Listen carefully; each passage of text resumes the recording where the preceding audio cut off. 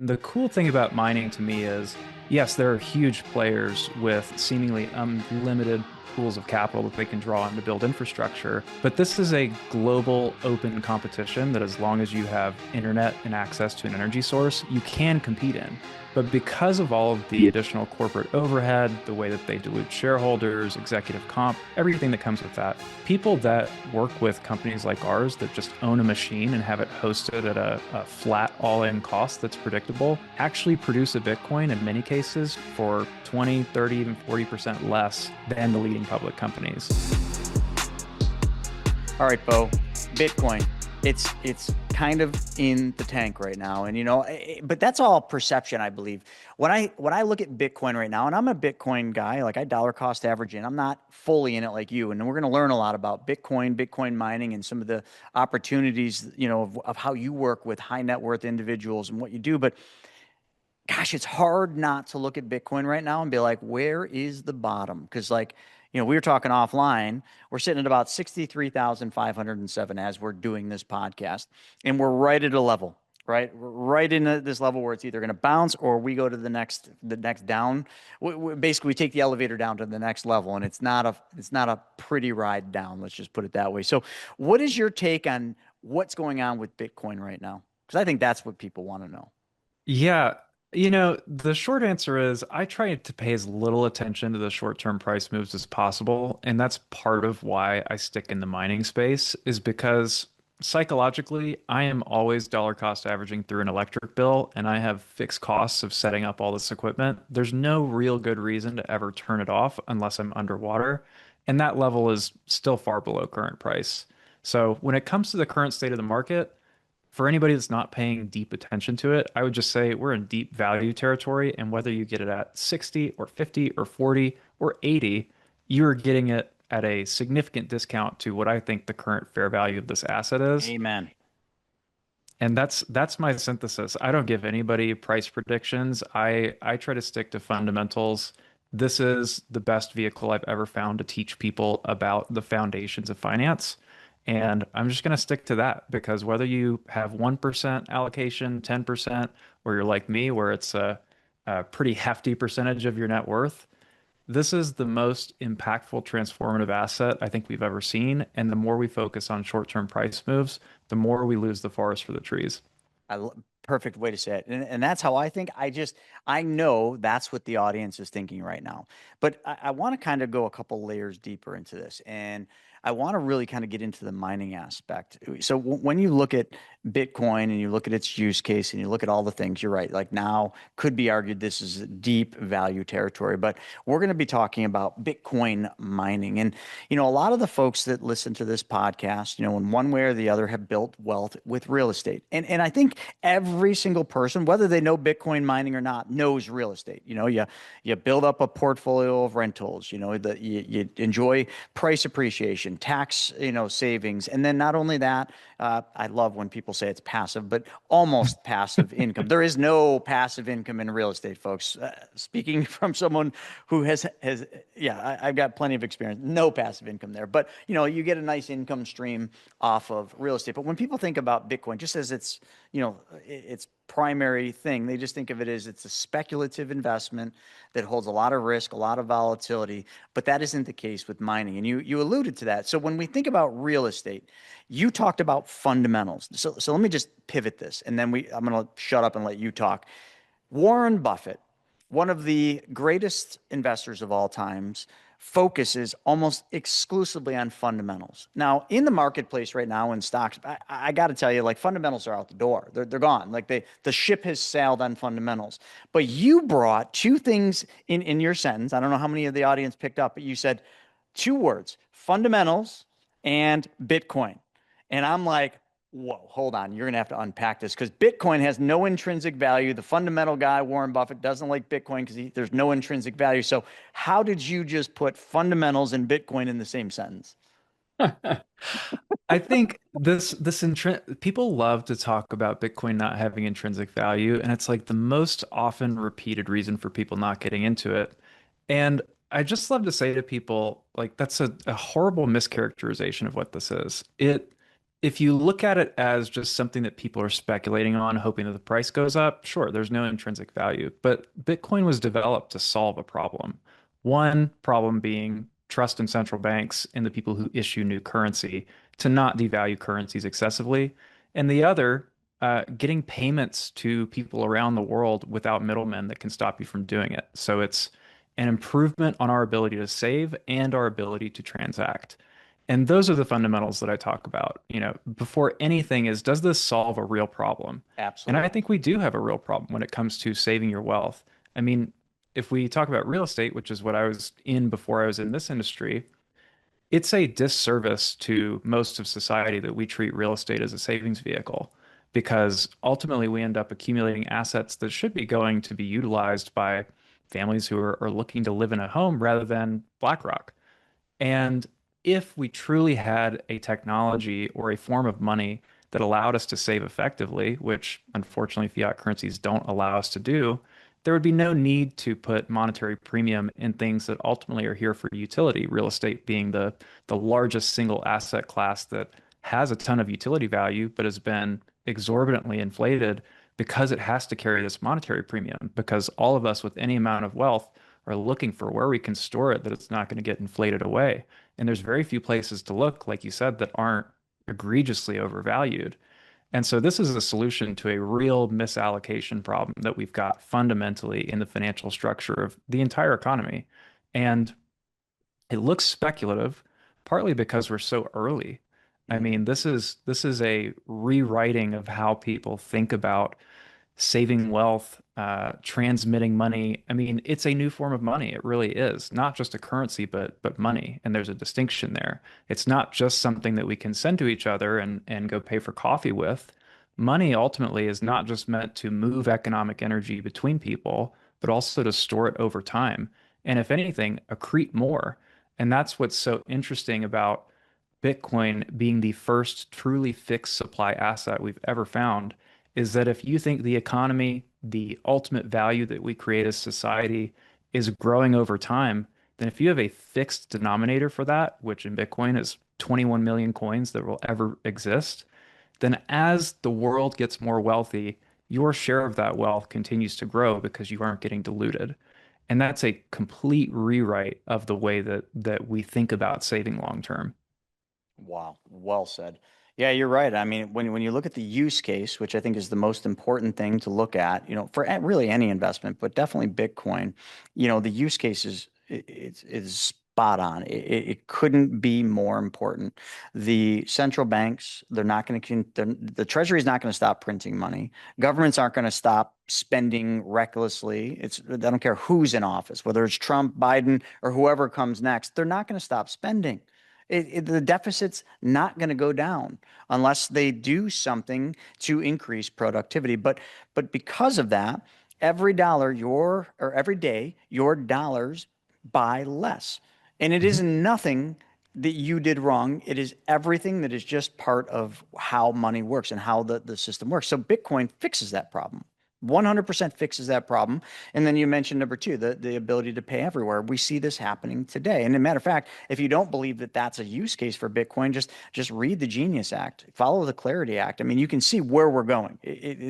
Everybody knows we're going digital, and actually we already are digital. So stop with the crap of, oh, what happens when there's no money and it's all digital? You mean like it is today? When's the last time you paid cash for dinner?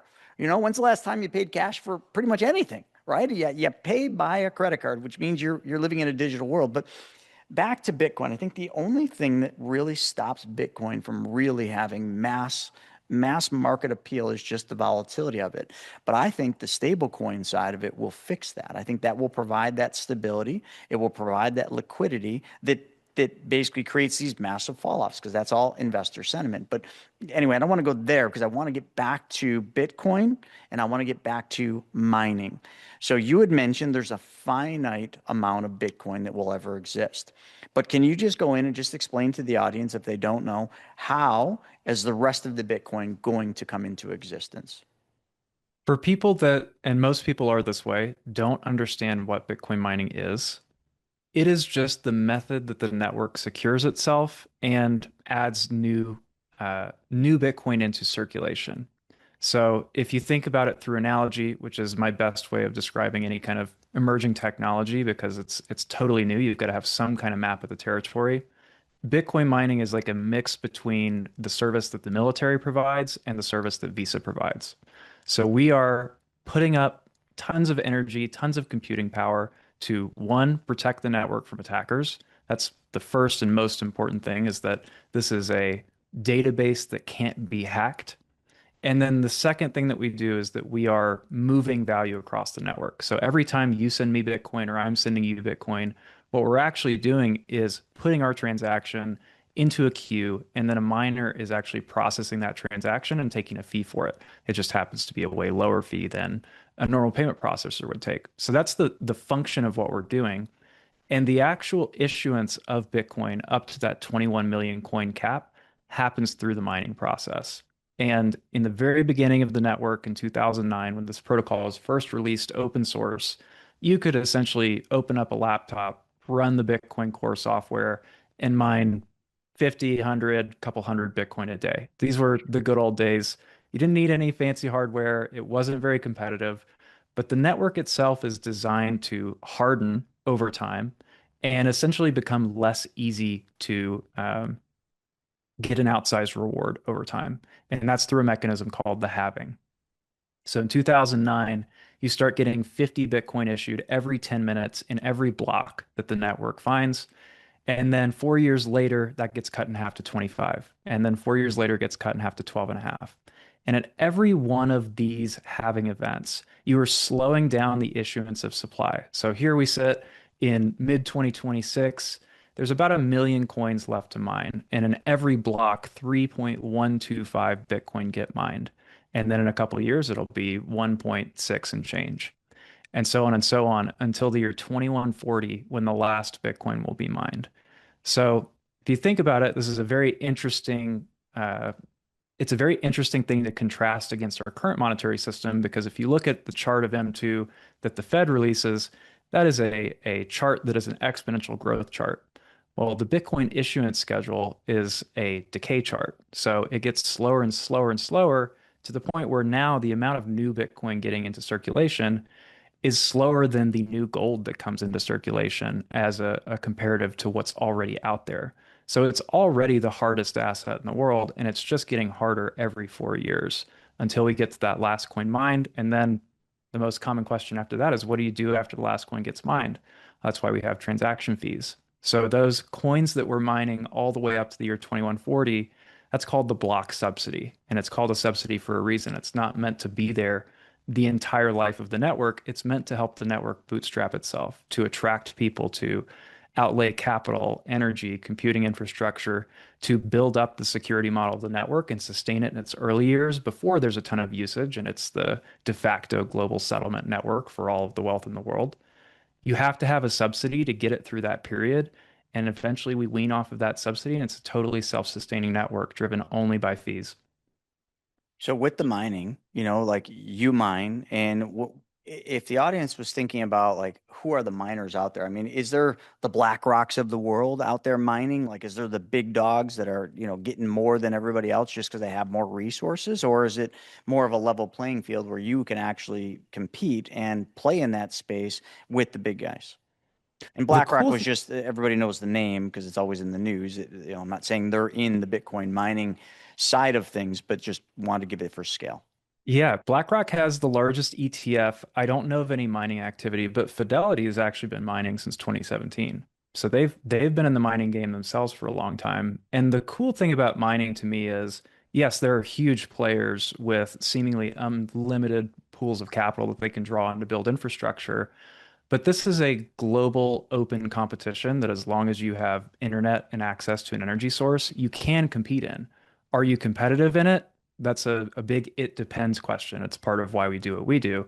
But the cool story is, and this is a common misconception, people think, oh, there's a bunch of public companies doing this and they've all got, 2 cent power and that's way better than I could ever get. And so there's no reason for me to even try this.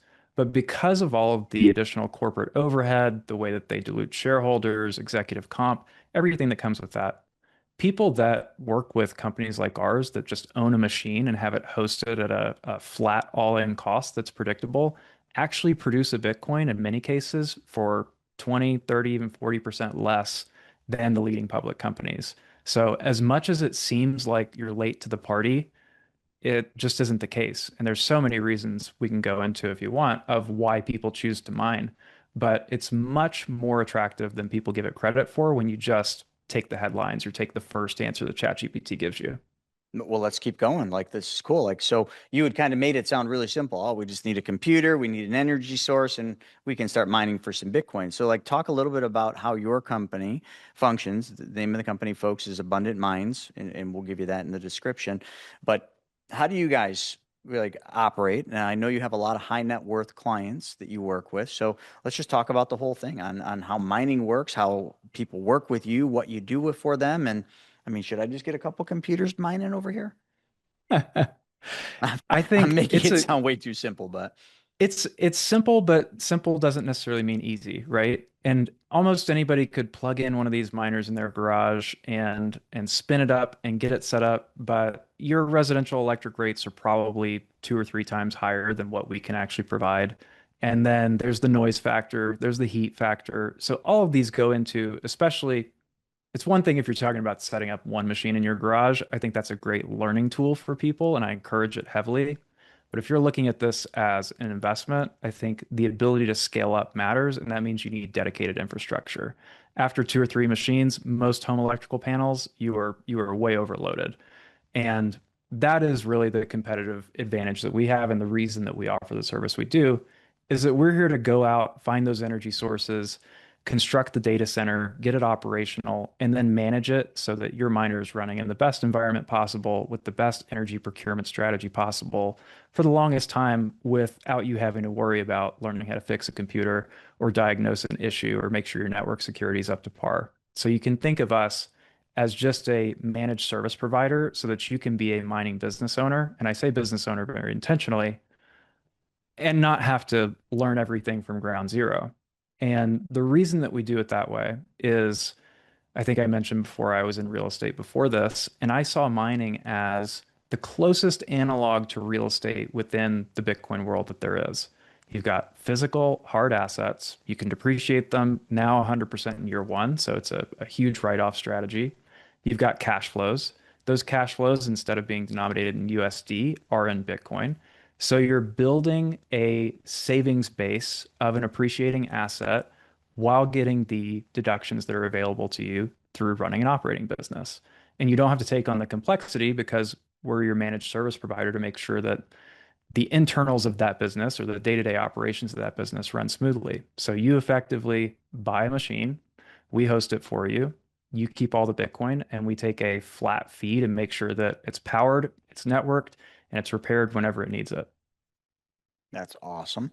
And like, how does it, like, let's talk about the actual, investment into this. And the other thing I was trying to figure out is like, how, if I were to invest in this, how do I share in that 179 deduction, right? How do I get a piece of that? So when you work with us, what you're actually doing, you're buying a server from us, which right now, and this fluctuates depending on what the price of Bitcoin is, because it's a commodity price. 6,500 bucks just for easy numbers is about where you can get one super high efficiency server right now.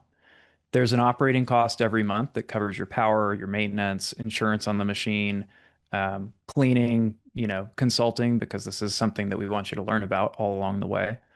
And then all of the Bitcoin that that machine makes is going straight to you. So we never actually custody any of your coin. It's going straight from your machine to whatever wallet you have set up. And then when it comes to the deductions, the way that you actually own the machine is your structure. So whether you've got a sole proprietorship or a single member LLC, or you've got some partners, this is ultimately your business. And all you're doing with us is you're buying equipment and then hiring us for a managed service contract to keep it simple. Your real estate business lives and dies by the network and the connections that you make. I mean, after all, your network, well, it's your net worth. That's what you always heard, right? If that's an area where you desire improvement, well, Private Money Club, it's for you. PMC saves you precious time and money by bringing the real estate world, well, right to you, right in the palm of your hand. So get in on the action like so many others have by going to privatemoneyclub.com and sign up. So when it comes to material participation and getting either bonus depreciation through Section 168 or year one expensing through 179, all you need to do is materially participate, which is as easy as keeping a log of doing fun things like coming out to a site visit, learning about the investment, actually seeing your miners. We do master classes every month. We have one-on-one consulting. If you're building a business in the Bitcoin industry, you might want to go to conferences potentially or have mastermind groups. And so all of those things count toward you being a material participant and being able to directly offset ordinary income with that bonus depreciation. That's awesome. So somebody's got 100 grand and they want to invest in this. What does that look like? So, I wasn't doing the math, 6,500, per server, into 100, but then you said there's a cost that comes along monthly. So like, let's pencil this thing out. So got 100 grand. I want to invest in this.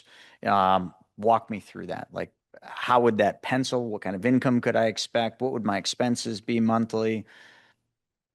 Let's keep the numbers easy and do it with a single unit. I'll just Okay. say single unit at 6,500. The more units you get, the easier it is to get a quantity discount when you're buying in bulk.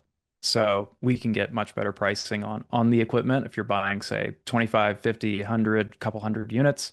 Easy to get those prices down. But easy numbers, 6,500 for a single unit. Your operating cost every month is about 225 a month.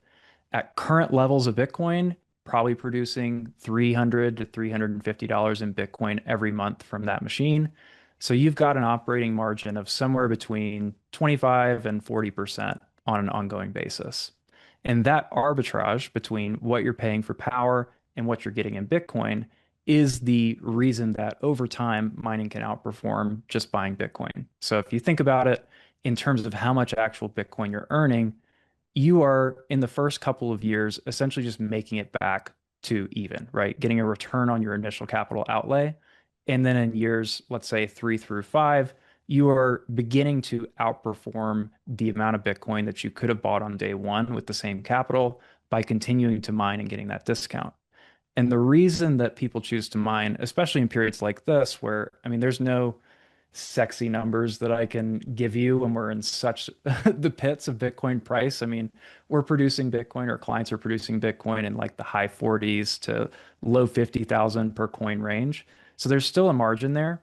But when this gets really exciting is when we enter a bull market and your cost of production is still in the 50s, but the cost of a coin is 120, 180, 250, and your profit margins go from 30% on an operating basis to maybe 70 or 80% on an operating basis, or even more. There's been periods where it's just totally crazy and you are getting wild amounts of operating margin on the Bitcoin you're producing compared to what it costs you to produce them. So you can think of it in financial terms like an ongoing call option on Bitcoin. You are saying, I want to lock in a way to produce Bitcoin at a discount so that if it goes up sharply over a long period of time into a very high level, that I still have an option to procure it at a lower price because I bought this fixed infrastructure. Now, so we just did that with one unit, and let me just repeat these back. 6,500 per unit, rough operating costs, 225 a month, should generate around 350 per month in Bitcoin, okay? Give or take. The spread, that's pretty good. The way I look at it, it's a good return. Now, if we did this at scale, like you said, number one, we could buy the price of this machine down because of just scalability and just doing that. But how about the operating costs? Is that 225 per unit, or like how does that work? Because that would be the differentiator. Yeah, that is 225 per unit. And I guess the easiest way to frame this would be, we have people buy a single unit. We have tons of clients who just have a single unit with us to learn and get their feet wet. Mhm. And that is a perfectly valid way of navigating this. I would say between, let's say, a $10,000 budget and a $10 million budget, you're probably doing that. You're just buying machines, getting whatever quantity discount you can get on the machines, but hosting them with us in one of our facilities through the easy, very low setup path that we offer that's the most common. Once you start thinking about, we're talking about high net worth individuals, family offices, 10 million might be just a taster for them. And so if you're going further than that, it makes a lot of sense to look at maybe you want to build a facility. Maybe you want to partner on a facility. Maybe you want to get those operating costs even lower. Maybe you actually already have interest in an energy project and you're able to procure it at a lower cost than just someone buying grid power, and even get a better deal than we can get in some of our facilities. So the more capital you have to work with, sometimes you can get some very attractive deals just by building a custom structure. Love it. Well, I had a surprise visitor just show up. So this is my little girl, Viviana. Hi, Vivi, say Viviana. hi to everybody. We're learning about Bitcoin mining. And it's kind of funny. This was not planned, folks. I didn't know she was coming back here, but she brings this, which is it's not a Bitcoin, it's just a coin, but it kind of just is right on par for what we're talking about. So, Vivi, we're talking about mining for coins like this that have a lot of value. What do you think? And I like your shirt, BYOB, be your own banker. That's another. So this is kind of how my mind is trained to think, as the banker, right? Because that's just what we do day in and day out is teach people how to become the bank. So when I look at this, I'm like, okay, I've got money in the private banking system. I could take that money, I could invest it in these units. Number one, I get the tax deduction, which is amazing. Like that's a huge thing for me. And I know this audience that's listening, like that's a huge, benefit for them. But then, I've got an expense that I'm going to put out, which is the operating expense, but then I'm getting the Bitcoin back, which is equaling more than what I've spent. So the only thing I'd have to figure out is, okay, number one, I use my private banking system. And when I do, I now have a cost of capital there to use the Mhm. money. Although, if you really roll in what my policies are making versus what it's costing me, I'm still making a spread. And then I just have to kind of use the Bitcoin that it mines I would just say Coinbase, just because that's what most people know, goes in there. And then I got to find a way. And I'd have to learn more about staking, so I could turn a real income, like an income that relates back to a dollar. So for those that are listening to this, and there's definitely probably a bunch that are their own banks, like how would we do that? Like, what do you know about staking? How do you create an income out of your Bitcoin that you hold that would offset that cost of capital? Well, there's a couple of ways, and I do have to caution people on any sort of trying to get a yield on your Bitcoin, only because that's the most common way that people have lost their Bitcoin Is that how they is get scammed, or do they just straight out lose it? it's not even necessarily scamming, but when you Bitcoin is unique because, and I love when you say be your own bank, that is the whole ethos of Bitcoin is that you don't need someone to hold your funds, you don't need someone to give you permission to move your funds. You are your own bank. That is what this technology ultimately unlocks. And once you give it to a counterparty to get yield on it, you're no longer your own bank. Now you've taken on counterparty risk. And this is a unique thing to navigate, and it would take us too long to go all the way through the nuances because yes, it is great for you to be able to self-custody an asset and have it as a true bearer asset, but the larger amounts that you are dealing with, the less that you probably want to be the one point of failure, the single point of failure key holder, where if something happens to you or something happens to a device in your custody, that you've lost your funds. And so most people, when they're dealing with large amounts, tend to trust others more than they trust themselves, especially when it comes to emerging technology that they may not be deeply studied in. And so I say that just to caveat that yes, you can put your Bitcoin in platforms and get yield on it. You can put it up.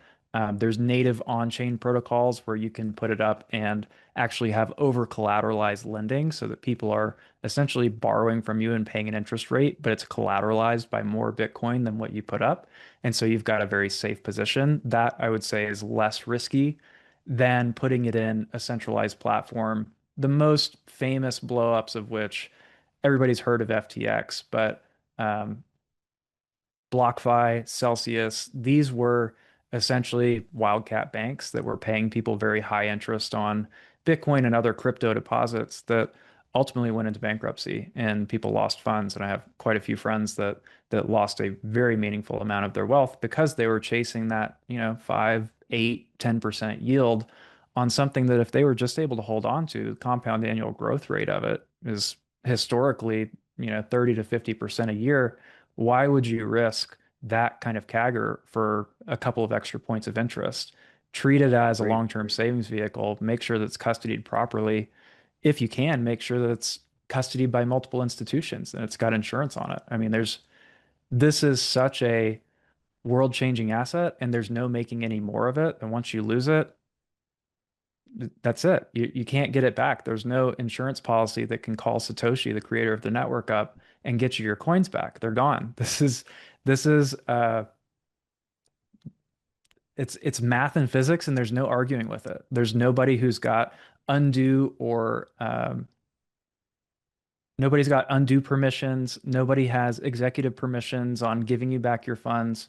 So it has to be treated with a level of care, responsibility, and sovereignty that most people never take of their wealth.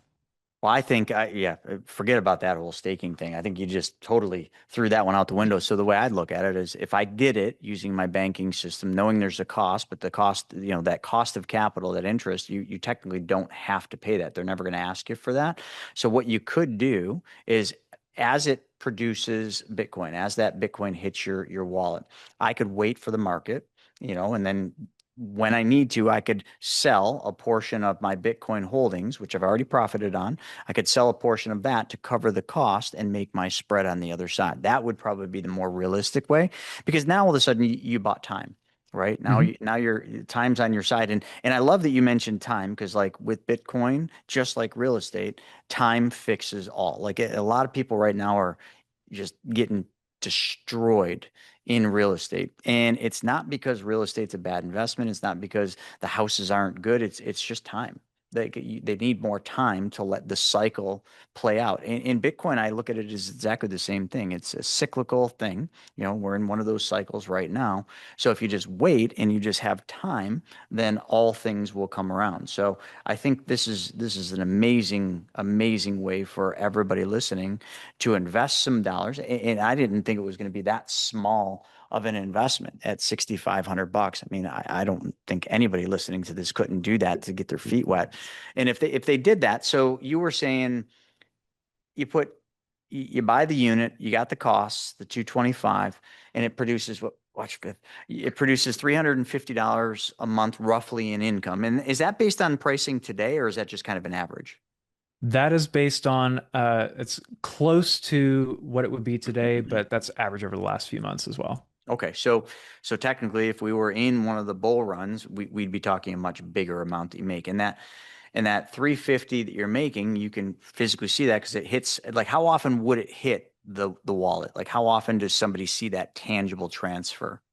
It depends on how many machines you've got going at the same time. Let's just And use one. Let's say somebody had one. yeah, How often single could they? unit every couple weeks, I would say you're getting a payout. And the reason that you don't want it more frequently without going way deep into the technicals is think of holding Bitcoin and getting these payouts as someone paying you in either $100 bills or paying you in quarters. There is a real cost of energy to turn all of those quarters back into a $100 bill. Hmm. In Bitcoin terms, it's called a UTXO or an unspent transaction output. And you treat those as the bills in your wallet. And if you ever want to combine those bills, that is itself a transaction that requires data. So tell a quick story just to illustrate this. I had a mining payout that happened every 90 days, same amount of miners in both these scenarios. One of them was a once every 90-day payout. It ended up being $15,000 for this little fleet. And then another was a once a day payout, and it was still $15,000 at the end of it. But the difference was one was paying me every day in small amounts, and one was a large transaction. So when I went to move those coins in the single transaction example, that cost me like $1 because I just had one piece of data that was moving from one wallet to another. When I went to sweep all those 90 transactions together and move them over to my long-term storage wallet, the cost of aggregating those transactions was like 500 bucks. And Mm. it's just because it took so much more data to aggregate all of those together. So if you have one unit, I would not have it pay you out every day just because you lose so much in the friction of reassembling all of those pieces. That's really This matters valuable. less and less the larger your fleet is. Yeah, really important to know. So Bo, if people want to learn more, did they just go to abundantminds.com? That's the easiest way to get in touch with us. You can talk to me or a member of my team. There's really easy ways to get in touch, book a call with us. And then we also do because I'm so passionate about education in this space, and I think that there's so much for people to learn. We're very active on YouTube and all the socials. If you just search at Abundant Minds, you'll find us on pretty much every platform, and there's more than enough education to get you from zero to hero. This is awesome. So, because I'm definitely probably going to do this. Viv, did you want to get into Bitcoin mining? Yeah? You want to mine for some of those? Get some machines? We can use your private banking system to buy a couple machines too. I think she's all in, man. So, Bo, yeah, we're definitely gonna have to dabble in this and try it, and just it just seems like it's a no-brainer. I mean, I'm like you, I can see the future for it because I know the use case for it, and this is a way better way than actually just buying. And I'll continue dollar cost averaging into Bitcoin, but this is just a much, much better way for me and probably a lot of the listeners to do this. I think it's a more efficient way. It's more directly connected to the network. And as much as I lead with the financial outcomes and the tax outcomes and the reason to do this from an ROI perspective, what I really get up in the morning and love to do with mining is educate people because I think this is the gateway to understand all of the most important trends happening in the world through this one nexus point. Whether you're talking about energy, whether you're talking about computing, whether you're talking about finance, all of these undercurrents are so rapidly shifting in the world. And unless you are staying up to date with it or you have some reason to keep studying it, it's hard to break into these things. And you need people around you often to soundboard how is the world changing around me? How is the future going to look? And it's a very unexpected vehicle to learn about all of these different mega trends that are reshaping the world around us. But to me, it's been the most rewarding. And that is really what I'm passionate about is not just helping people make money and preserve wealth and grow wealth, but understand it. Because most of us spend a lifetime working for money and accumulating it. So few of us spend any amount of hours understanding it and learning about the foundations of it. And I think that that is a huge reward. Oh man, this has been really, this is, I've always known about Bitcoin mining, but never thought it was something I could just get into. I don't want to manage a bunch of servers and do all of that, but you're full service doing that. And one final question, when it comes to the tax stuff, the tax reporting for the deductibility, does your company provide the needed forms to or needed documentation for our CPA? We actually we can give you everything that your CPA needs. What we find is that most people's CPAs need a lot of education, and so we have a partner CPA firm that we work with that if you just want someone to handle this specific return, we can do that. We also stood up a sister organization called the Bitcoin Family Office. That's just the bitcoinfamilyoffice.com because we realized most of the people that are engaging in these strategies at a high level with a significant amount of capital they need the tax, they need the financial planning, they need the appropriate trust and legal setup. They need all of these back-end professional services and they need them to work together and be Bitcoin native. And most people just don't come in with that advisory stack from day one. So it's a great complement. You may already have a fully built out family office or fractional family office that's serving your traditional assets. Usually it's going to be more work for them to build this competency than just outsourcing to the people who know the space, who all trade information and communicate together to make sure you've got a seamless experience and don't have any gaps. That's really well put. Yeah, because when you start layering in the tax savings you would get from the deductibility of this, I mean the returns are very real. Especially for anyone listening who's high net worth, your 30+% tax rate, like this is a no-brainer just from a tax standpoint. But then Mhm. it also continues to pay you and will into, I would assume. Oh, actually, I didn't ask you this. Sorry. Last thing, the machines. What is the life cycle of a machine? If they're well treated, they can easily last 6, 7, 8 years, sometimes up to a decade.